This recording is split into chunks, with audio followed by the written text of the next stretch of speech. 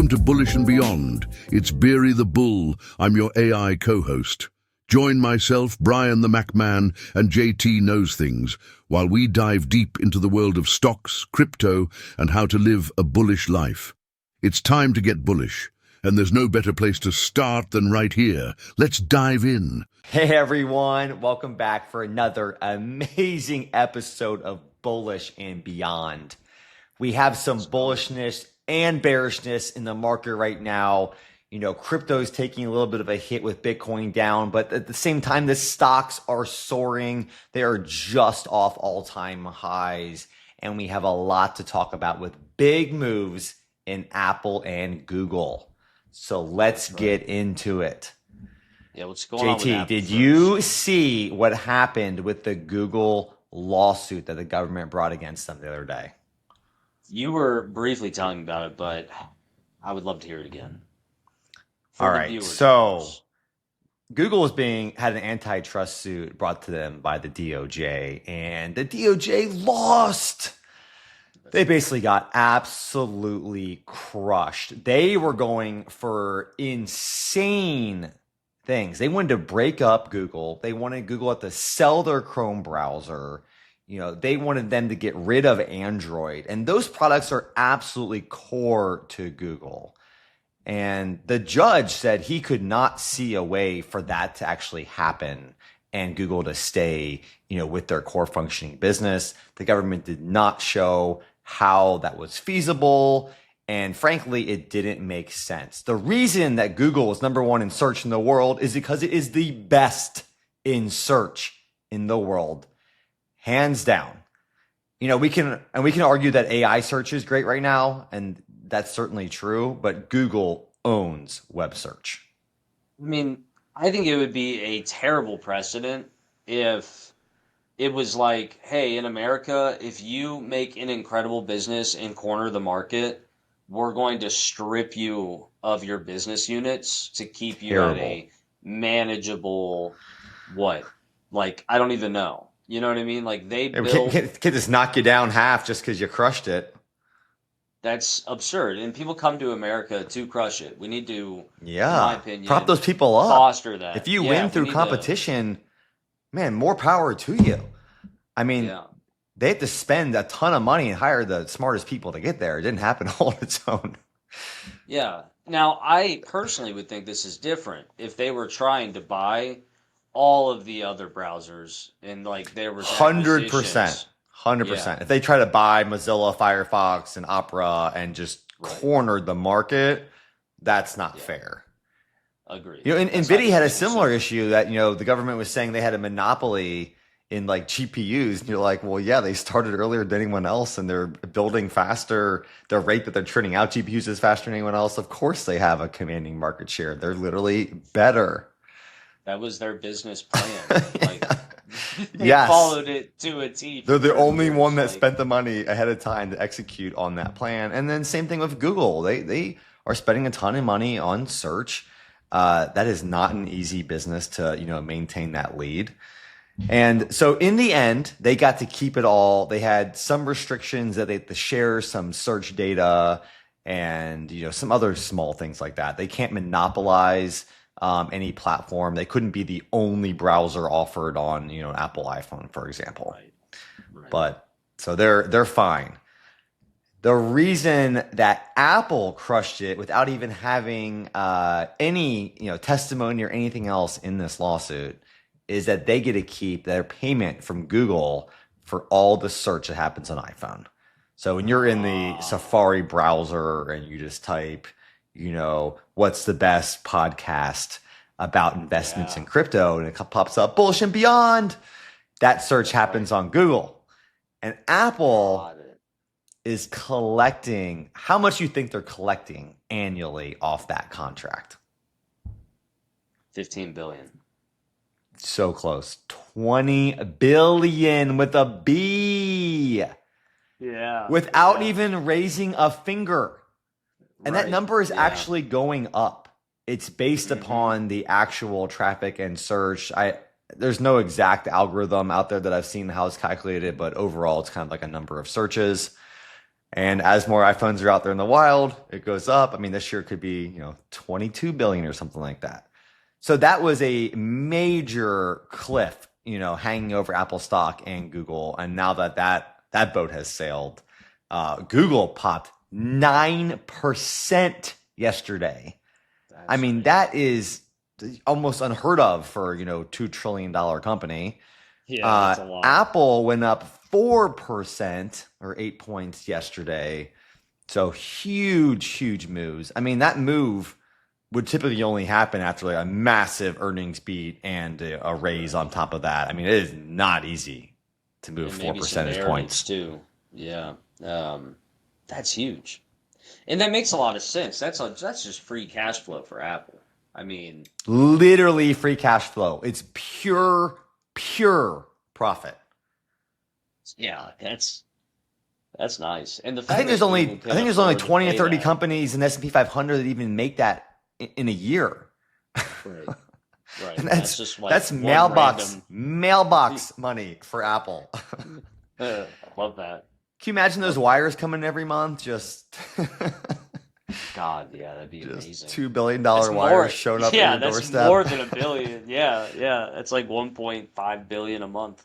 Insane. 1.6. Yeah, that is insane. Funny The money.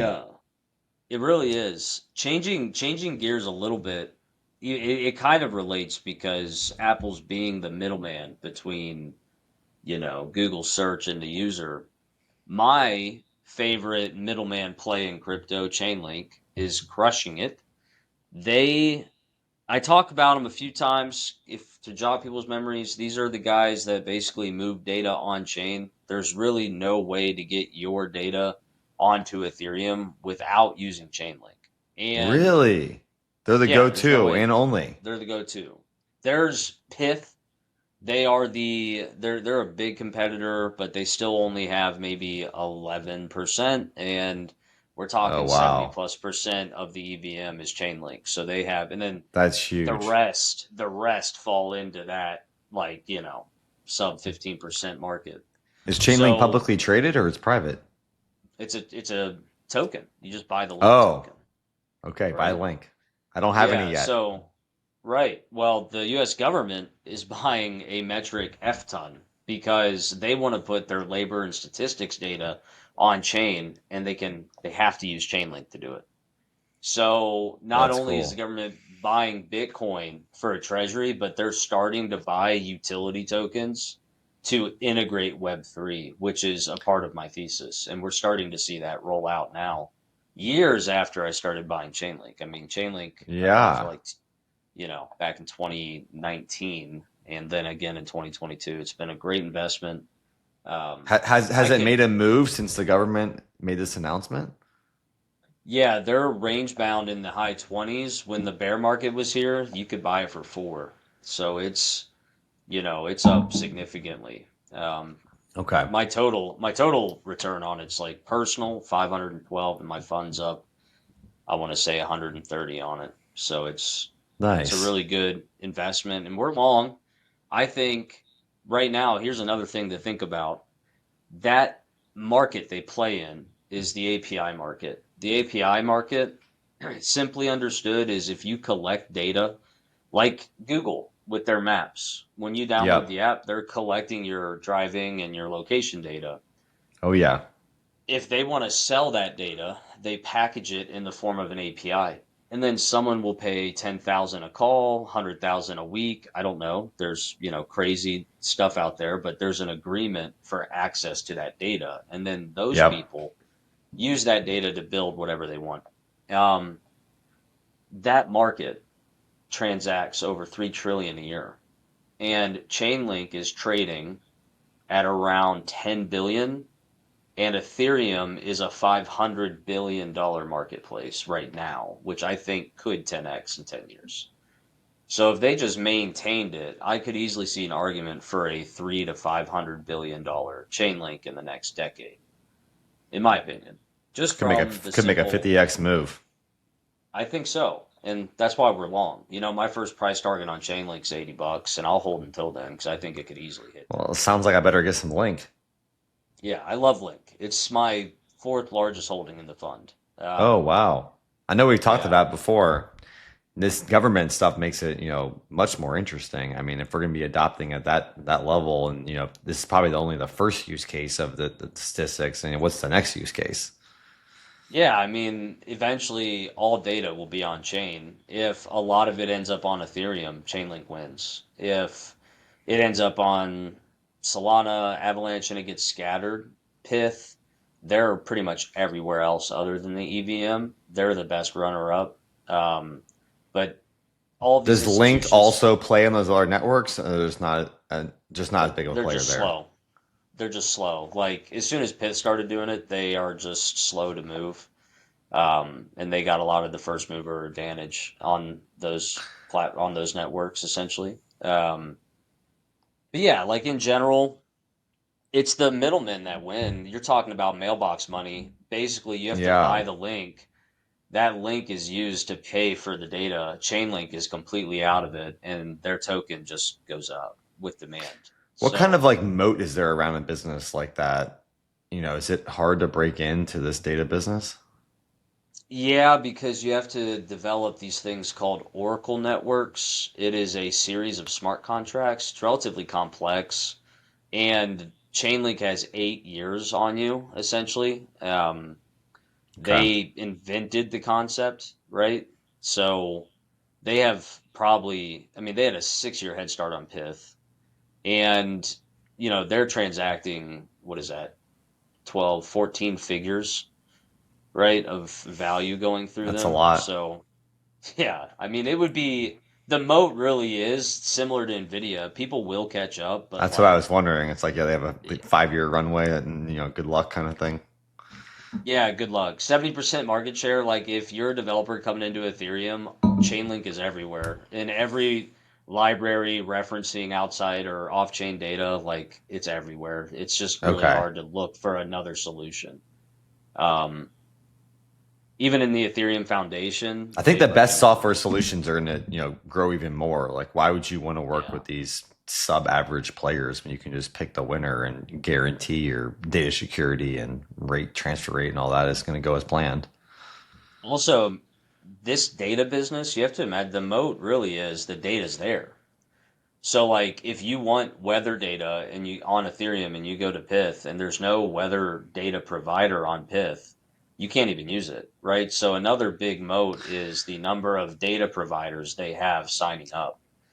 Um, Once you lock them in, it's like too late for anyone else. Those guys, the data yeah, providers aren't signing on with both necessarily. It's just they just pick the one. no, it's not yeah, yeah. I mean, they're basically they could do both, Okay. theoretically. But not for Ethereum, right? Like they might do Pith for Solana and then Okay. Chainlink for Ethereum, if that makes sense. Yep. And then it's for the data provider also. You got to think of it. They're just adding their product to another shelf. So once they're already selling the same data through APIs. They just got to use oracles for Web3. Once they stand up that oracle, anyone in the Okay. world can buy that data from them, Got it. right, using Link. So the government is buying Link to set up their oracles, and then they're going to sell the labor and statistics data to crypto, essentially. Sounds weird Um, saying the government's going to be our oracle. yeah, yeah, yeah. They're going to stand up some oracles and sell that, and then they're probably going to build with it too. It doesn't Interesting. actually matter. You need an oracle to move data. So if you're Yeah. selling it, if you're building with it, it really, I don't care. You still need the shovel. I don't care if you're making a I, I, necklace I or you like want to this put the thesis golden in general. nugget. It sounds like the Pith is a good investment too, because it's like, well, it's probably going to be on more than just Ethereum, and as it grows, data is going to be everywhere. And like you said, if everything's on chain, well, then the top two, I'm sure, are going to be big winners. Big winners, yeah. I really do believe that. And Pith is at a 2 billion market cap, so it has way more Okay. upside too. And it's younger. If It you is had to invest sleeker. today, would you pick Ethereum or Link? Ooh, like 100% either. If I just have to make a pick.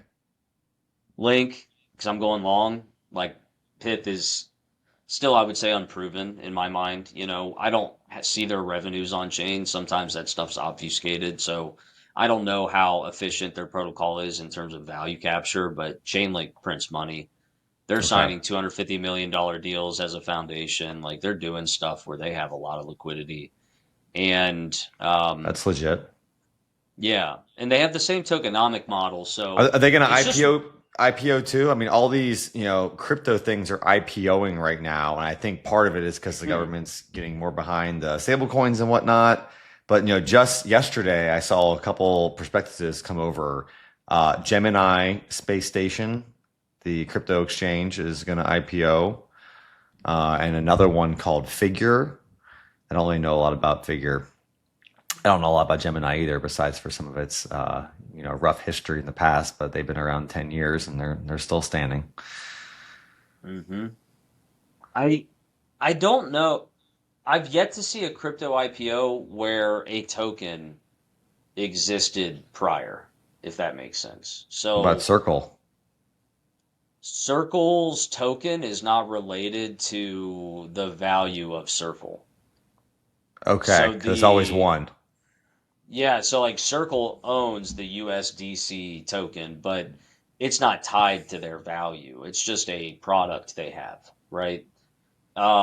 In Okay, Chainlink's case, the value of Chainlink is directly correlated to the token, and that token is used for economic good and services. So, and it's a public good. Anyone in the world can use it, no different than the. This is why it's like digital assets should be a new asset class. I wouldn't really know how to classify that. It's an internet protocol. It's like DNS or TCP/IP. It's like, okay, how do you, interesting. right? In the fact that instead of exchanging And those information, are like, free for all. yeah, we use them today. We're using it right now with this Right. video file we're recording. So, you know, yeah, Linux, like all of it's open source. How do you IPO an open sourced good? I don't know. It's an interesting concept. I mean, in theory, they're making money, so you, I IPO based upon the money they're making. Mhm. I mean, it's still a business. There is Chainlink's Labs. They could IPO with shares, and then they would own whatever their controlling interest is in the protocol. So that would be an item on their balance sheet. That would Okay. be the close. That would be like the closest thing I could think of. It just seems Um, like crypto IPOs are so hot right now that it's just, yeah, I think people are just trying to capture that, momentum. It's, a lot of talk around the IPO market just in general. Everything is opening up, 50, 100% in a day, yeah. whether that value is justified or not. They're coming down a ton. I mean, one of I would the, take a big shot on Chainlink Labs. I would. Even if okay. they own 30% of the network, if that happened, I absolutely would. One of the I ones think that's an that'd be a IPO great is called investment. Figure, but one of the ones that just IPO previously was called Figura, which is an AI design Oh, company. And they had their first earnings yesterday, and the stock tanked. It's down like 20 some percent when I checked it this morning. Missed good their God. numbers, made zero money. So very high expectations. When you have these lofty valuations, I mean, you have to, grow beyond the analyst expectations, and you better, raise your guidance. Otherwise, you're going to get knocked back down to earth. It's tough. That's crazy. These IPOs are like crypto volatility. They're moving That's fast. they really are. Another IPO took And a big hit recently that I really like is CoreWeave, and I mentioned oh, it. Yeah, mentioned it last week in the podcast, but they're down even more. Now they're down in the low 80s, and they're still up a might be ton from their IPO. wow. They're still up. They're still up like almost 300% from their IPO price. But I'm down because I bought it at 90. Yeah, yeah, yeah, yeah. Might be a good time to enter on that one.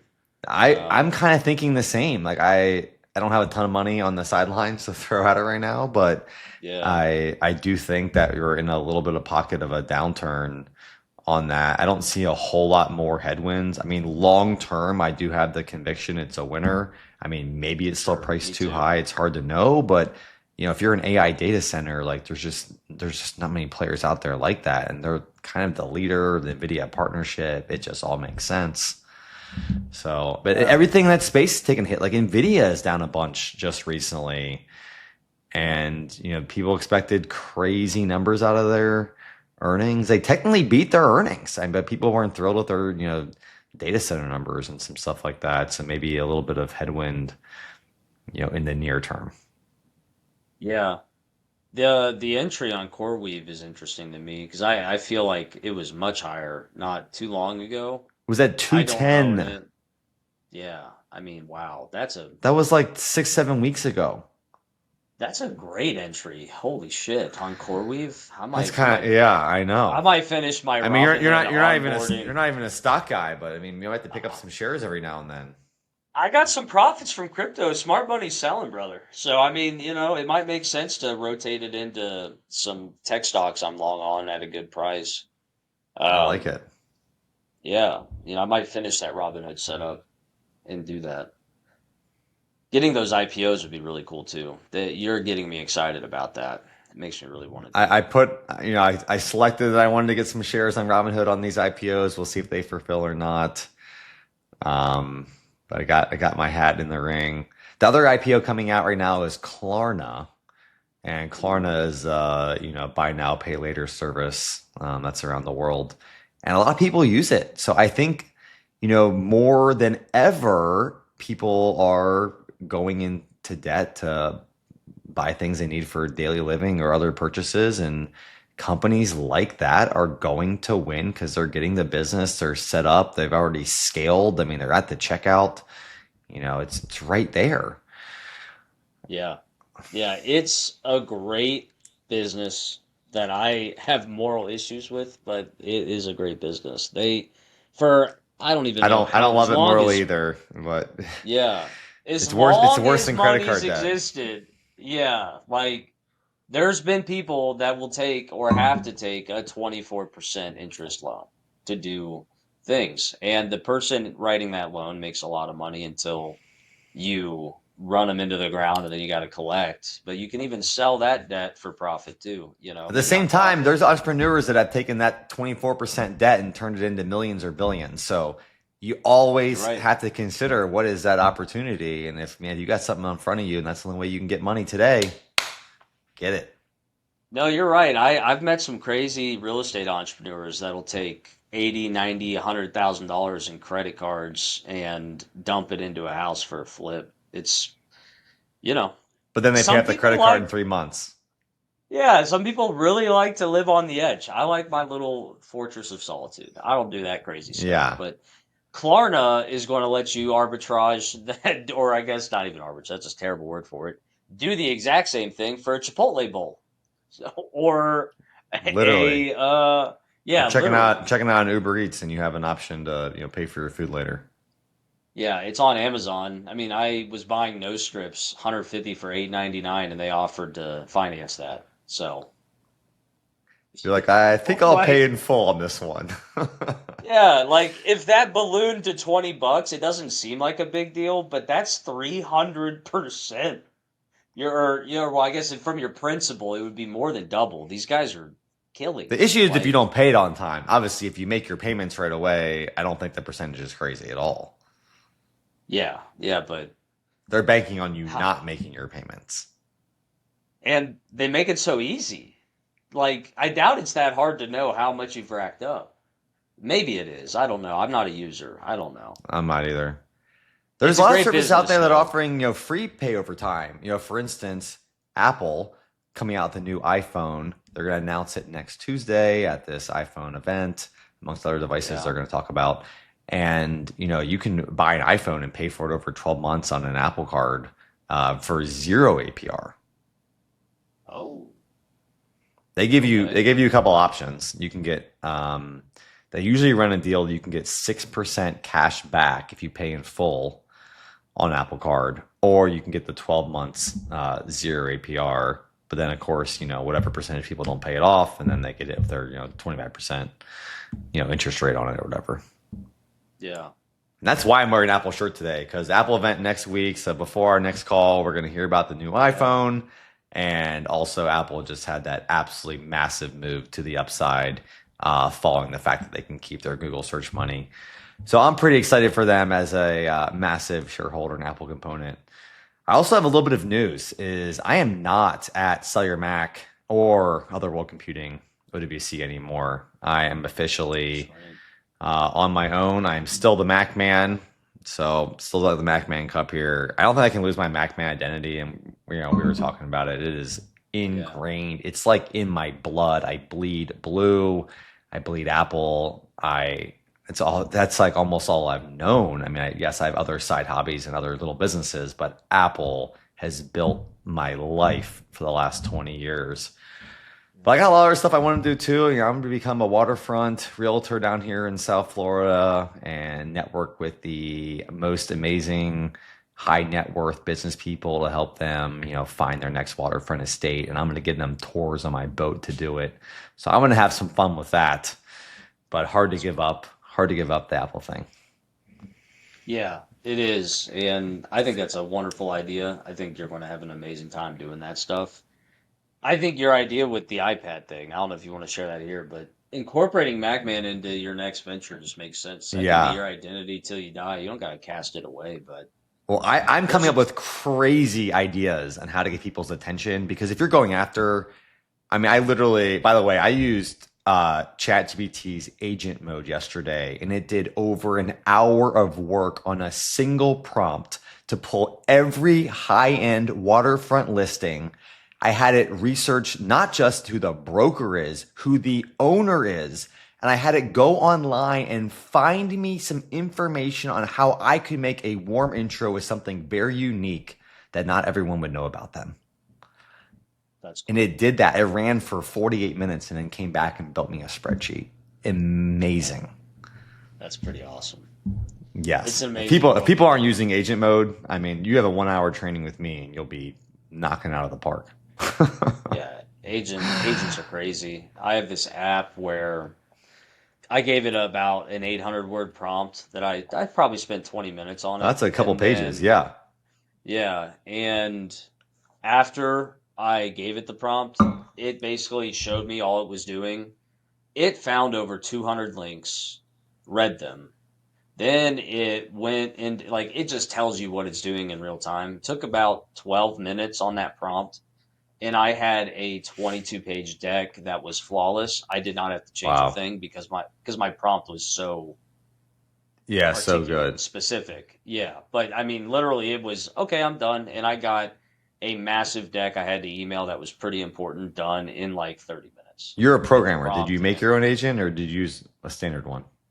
No, it's a tool. It's called pop.ai. It's just like a website. You pay $50 a year, and it will make any marketing deliverable like that. Really? $50 a year?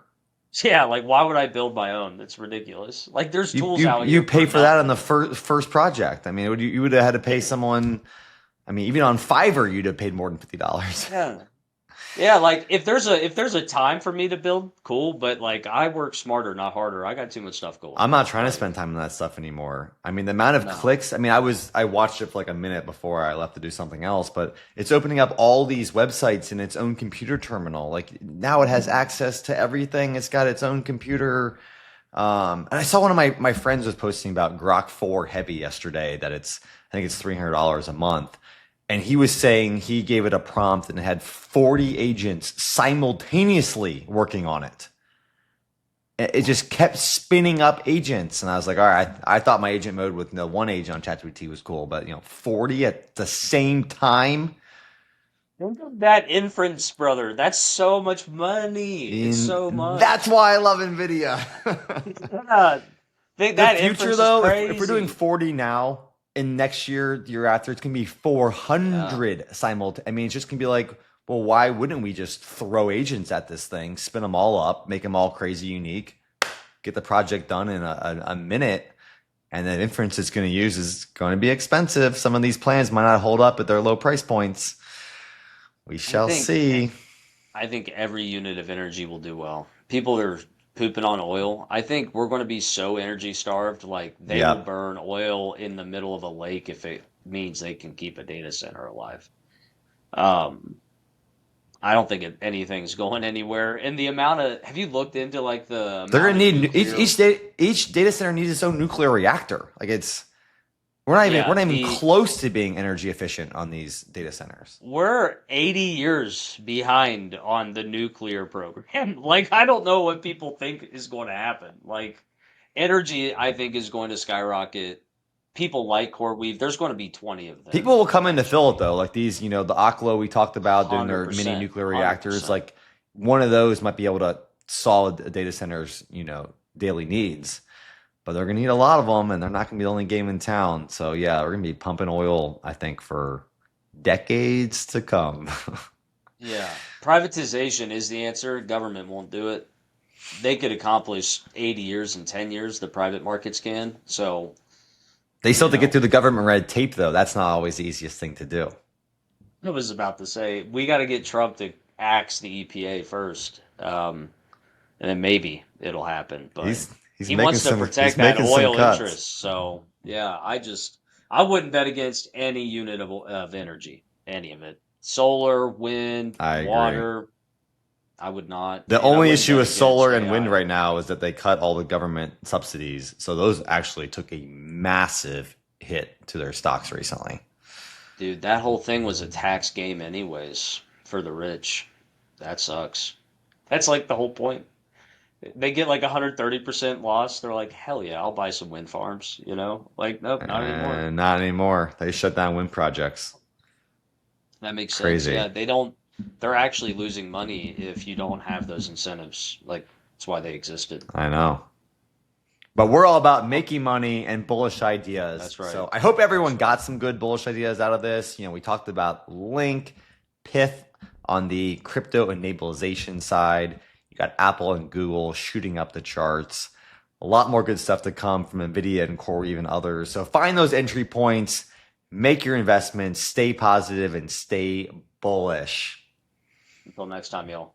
Cheers, everyone. Bye-bye. Bulls. That's a wrap on today's episode of Bullish and Beyond. Remember, the market never sleeps, and neither should your ambitions. Whether it's stocks, crypto, or just leveling up in life, stay focused, stay bullish, and keep charging forward. Keep your energy high and your mindset bullish. This is Beery the Bull, your AI co-host, Brian the Macman, and JT Knows Things signing off. All content published by Bullish and Beyond, LLC reflects personal opinions only and is provided for informational purposes. Please conduct your own research and discuss with your accountant and/or financial advisor before making any financial decisions. The information presented should not be taken as financial advice. We are not financial advisors. Nothing you hear, see, or read in our content should be considered as any form of financial, investment, or legal advice, or a solicitation to buy or sell any assets, or to make any financial decisions.